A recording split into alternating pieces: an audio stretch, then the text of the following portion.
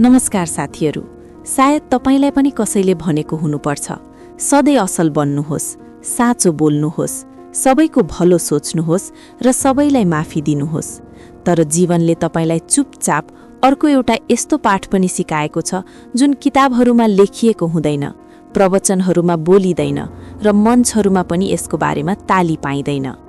जीवनले तपाईलाई यस्तो कुरा सिकाएको छ कि यदि तपाईँ हरेक परिस्थितिमा सिधा बनिरहनु भयो भने यो संसारले तपाईलाई बङ्ग्याएर हिँड्नेछ।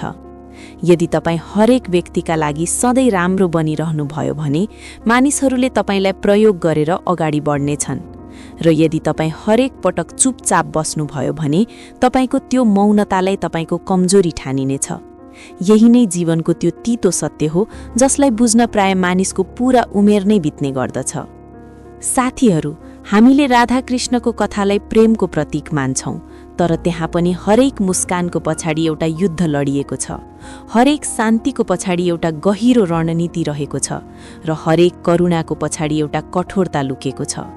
संसारले उनीहरूलाई केवल प्रेमको प्रतीक मान्दछ, तर जसले यसलाई गहिराईबाट हेर्छ उसलाई थाहा छ कि प्रेमका साथसाथै विवेक, सीमा र आवश्यकता अनुसार कठोर निर्णयहरू लिनु पनि उत्तिकै जरुरी हुन्छ।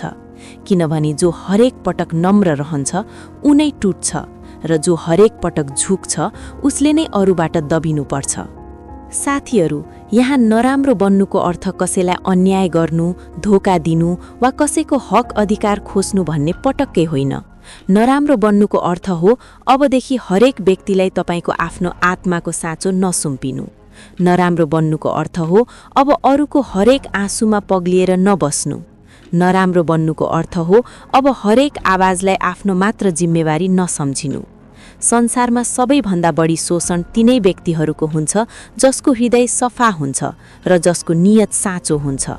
तपाईले देख्नु भएको होला, जो धेरै बोल्छ उसलाई चुप गराइन्छ, जसले धेरै सहन्छ उसलाई अझ बढी थिचोमिचो गरिन्छ र जसले हरेक पटक माफी दिन्छ उसलाई कहिल्यै गम्भीरतापूर्वक लिइँदैन।